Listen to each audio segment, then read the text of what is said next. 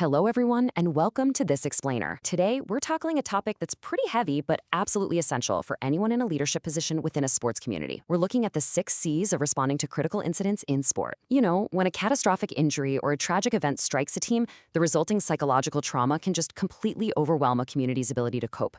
But today, we're going to set the stage for how elite leaders navigate these devastating, catastrophic sports events. We'll explore a proven blueprint to help you guide your athletes through a crisis and restore resilient functioning with true, compassionate resilience.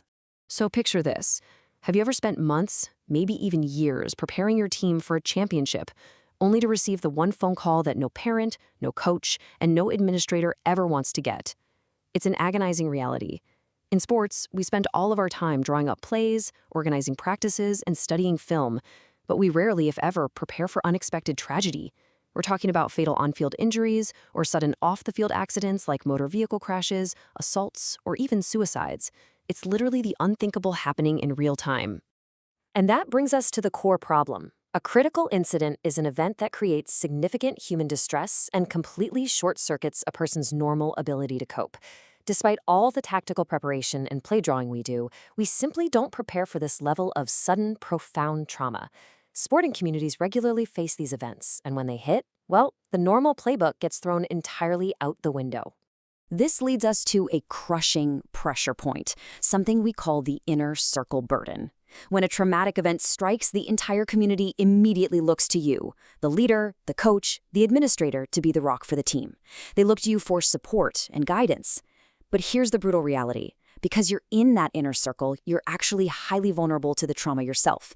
You're likely coping with your own intense personal reactions to the incident. If you try to just wing your response while you're actively grieving, chaos will ensue, for sure. Rumors and misinformation will begin to spread like wildfire. And let me tell you, that can be incredibly disruptive and deeply painful for the families and friends of those involved. Now, what's really interesting about this slide is the sheer scale of the issue. You might be sitting there thinking, well, this is never going to happen to my team. But research suggests that over 80% of Americans will be exposed to a traumatic event in their lifetime. Only 20% will not. Let that sink in for a second. 8 out of 10 people. This isn't just some rare possibility you can afford to ignore. It's a statistical probability. It's really not a matter of if, but when. Okay, let's dive into this.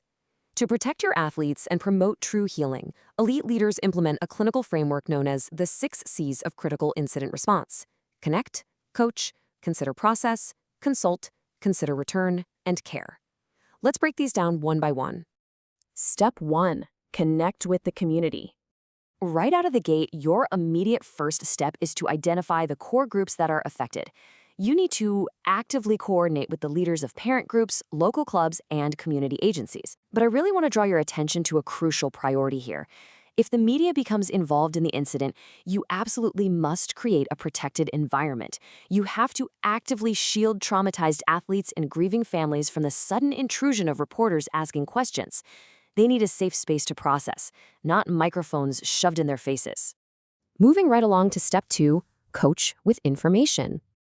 To really anchor this step, we can look to the legendary basketball coach John Wooden, who said, "A coach is first of all a teacher." This is such a profound reminder for leaders. In the midst of utter chaos, you have to remember your primary role. You're a teacher first. So what exactly are you teaching them in that moment? Well, your best antidote to anxiety and rumors is facts.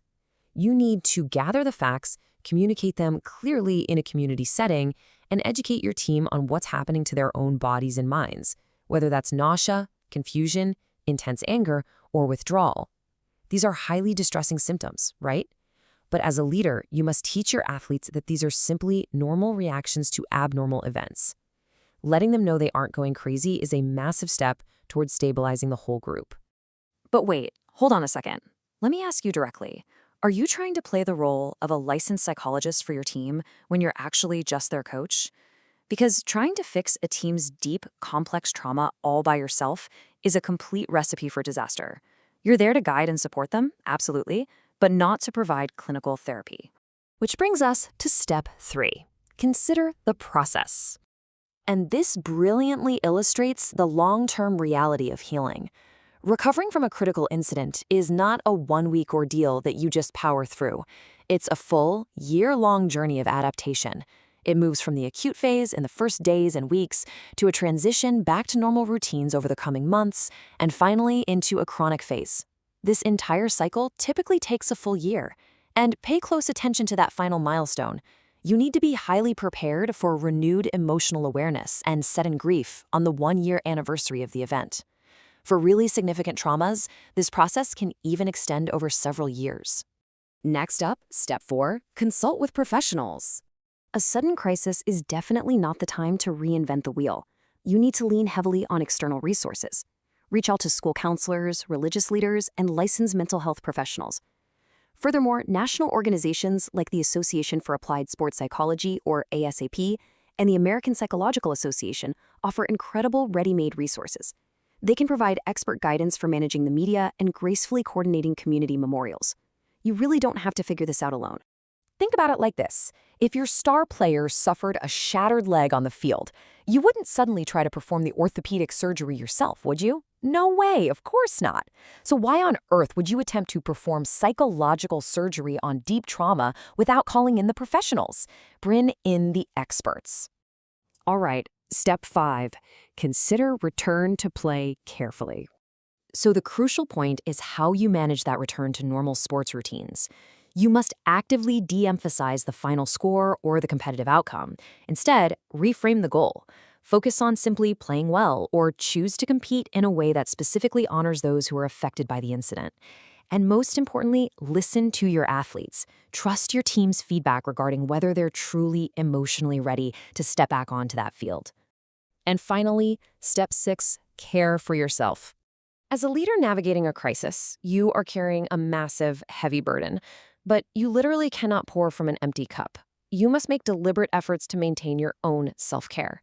Keep a healthy diet, strictly maintain your sleep routines, exercise regularly, and actively preserve your emotional bandwidth.